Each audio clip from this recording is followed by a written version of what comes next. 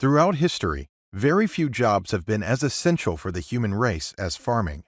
Civilizations were able to blossom on the foundation of a stable food supply.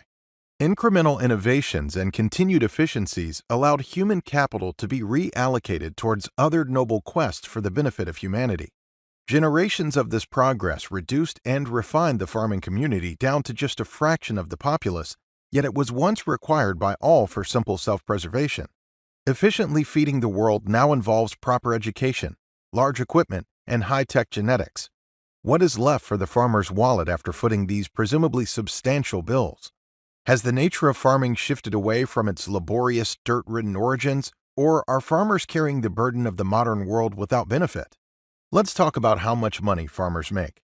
Although there are many different disciplines of food production around the world, a grain farm located in the Midwestern United States is arguably one of the most efficient calorie producers on this planet. Contrary to what some people would like you to believe, these farms don't run on good intentions alone. Food may be the final goal, but at the end of the day, farming is a business, an entrepreneurial venture.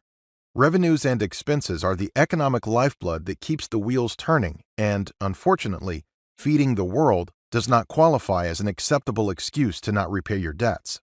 The income stream of a grain farm is relatively straightforward. As you would expect, their bread and butter is selling grain to middlemen, processors, and end users. Yield and price are the name of the game. Farmers hope to produce big crops that are also high in value, both of which are not exactly within their control. Even in the presence of a perfectly planned and executed agronomic game plan, a crop lives and dies at the hand of Mother Nature. Minor weather events, like a bit too much or too little rain, can be the difference between a record crop, an average crop, or a subpar crop. Major weather events, like a widespread drought, can devastate crops across the entire country. The price of grain is determined at the Chicago Mercantile Exchange. This futures market actively trades supply, demand, and other global factors to continuously discover the appropriate market price for a given commodity. Although the futures price is the base of every grain transaction around the country, there is one additional factor applied to farm gate grain prices: basis. Basis can often be thought of as a processing fee for the given commodity. It varies wildly based on location, demand, and proximity to end users. We have painted a pretty volatile picture so far: erratic weather and unpredictable prices. Don't be worried, there is a third part of the revenue equation specifically designed to ease everyone's nerves: government subsidies. The U.S. government accomplishes food security through two avenues: subsidizing the cost of crop insurance and direct payments to farmers based on market conditions. Given the wild nature of production agriculture, farmers need some guarantees to keep the ship afloat during a bad year. If they all went belly up from one widespread disastrous year, that would not be very good. Crop insurance exists to make up for years where yields fall below a certain threshold. Without the backing of the federal government, premiums for this coverage would essentially be unaffordable. Direct payments, which there are many different types of, usually only come into place when farm revenues are below a pre-established threshold or when geopolitical factors affect prices. The University of Illinois puts together a yearly budget for farmers based on projected revenues and expenses. Foresight is a fantastic tool for business planning, but things have a tendency to not follow suit. Due to this difficulty, we are going to use the power of hindsight to analyze a year where the dust has settled. Keep in mind, two neighboring farmers can have wildly different methods and costs to reach the same end result, so these numbers are state averages based on thousands of farms. In 2018, the average acre of corn in central Illinois produced 237 bushels, which is just over 20 million calories. At this rate, every 4 acres harvested would produce one fully loaded semi-truck. This was a gigantic crop. Since global supplies were already at a surplus and experts could see another large harvest incoming, the prices had adjusted downward before the harvest, with the farmer receiving roughly $3.60 per bushel on average come harvest time. That makes the gross revenue from grain sales $853 per acre. Due to the tremendous yields, the insurance and subsidy payments were virtually non-existent, though the University of Illinois states $3 in additional revenue. That puts the total per acre revenue of a central Illinois cornfield at $856 in 2018. Before deducting any expenses, the gross revenue seems rather impressive, but there are some hefty bills paid in the process of growing a nutrient-hungry corn crop. The University of Illinois divides farm expenses into four main categories: direct, power, overhead, and land. Everyone get your spreadsheet back open because we are diving right into this one. Direct expenses are costs directly associated with the production of one crop. You are paying these at some point before, during, or after every season. Unfortunately, they don't really transfer through multiple years. They're one and done. Fertilizer to nourish the crop, $131. Herbicides, insecticides, and fungicides for crop protection, $76. Seed technology for high yield capability, $115. Drying down the crop after harvest, $14. Storing the harvested crop, $15. Crop insurance to protect against shortfalls, $22. That puts our total per acre direct costs at $373. Power expenses are the costs that basically keep the wheels turning.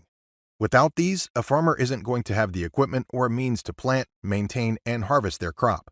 Field operations are more complicated than just buying a few tractors. Routine maintenance, breakdowns, and other unplanned expenses can add up quickly.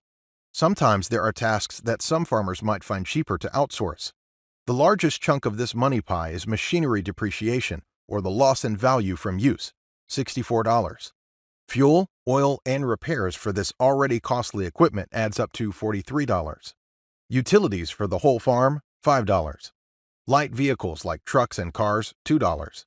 That puts our total per acre power costs at $128. Overhead expenses are the infrastructural costs of the farm. These are the buildings, grain bins, and salaries. They are all things that must be paid for every year even if the farmer didn't do any farming. Building ownership and repairs, $17. Employees, $19. Comprehensive insurance, $10. Miscellaneous expenses, $10. To top it all off, the cost of borrowing the money to pay for all of the aforementioned necessities, crop inputs, and farming equipment included, $17. That puts our total per acre overhead cost at $73. With all of the bills paid, that is $574 per acre in costs, leaving just shy of $282 per acre after deducting from the revenue. However, we haven't mentioned the most important part of a farming operation: land. Anyone can buy inputs, equipment, etc. without someone's permission, except maybe their banker and their wife. But land acquisition, through ownership or leasing, is the hardest challenge in farming. Without it, there would be no possibility of growing a crop.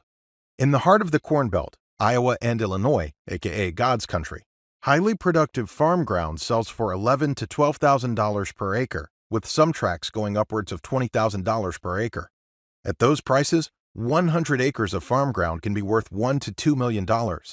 Land costs are the largest variable in a budget, followed by yields. It is one of the main reasons that it is so tough to peg someone's profitability based on acreage alone. That isn't to say, though, that you cannot make a relatively good guess about someone's income based on the size of their farm. As a matter of fact, some farmers find it very taboo to ask another farmer how many acres he or she grows on. It is the everyday equivalent of asking someone how much money they make. The University of Illinois references $274 per acre as the average land expense in central Illinois in 2018. This number is incredibly hard to quantify with anything other than the cost of cash renting, which is essentially just leasing the ground for the season from its owner. Realistically, a farmer's land cost could be the bare minimum of the property taxes on a fully paid-for farm. It could be easily close to $5 or $600 if it is heavily financed with little equity. It could even be extremely high cash rent, think $600 plus. There are many different possibilities. One farmer may own hundreds of acres of paid-for farmland, whereas his or her counterpart may own nothing and rent every acre. Their incomes will be very different. These discrepancies are part of what makes comparing farming operations so challenging. With all of the revenues and expenses accounted for, the average farmer return in 2018 was $8 per acre. Yes, 8 whole dollars. That was with a record-yielding corn crop. One would think that means record profits as well, but no. So what gives? Well, the answer is complicated. When you try to analyze farming on paper, you may wonder why anyone would ever enter the industry in the first place. Paul Stoddard, a well-experienced agriculturalist, often describes farming as a business model that no sane person would ever choose. You are producing an unknown quantity for an unknown price at a relatively unknown cost, which is hard to pencil out in advance. It would be much easier to equate it to gambling than savvy entrepreneurship. In the case of 2018, a global surplus and political instability resulted in depressed grain prices. Even outstanding yields couldn't fully compensate for the low prices.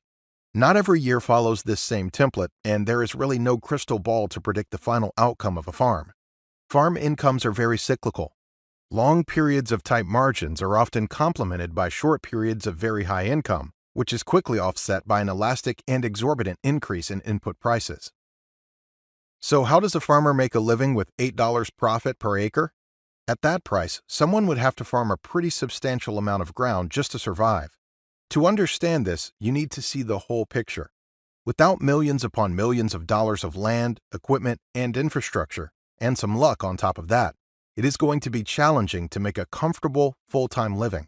That puts the barrier to entry pretty darn high.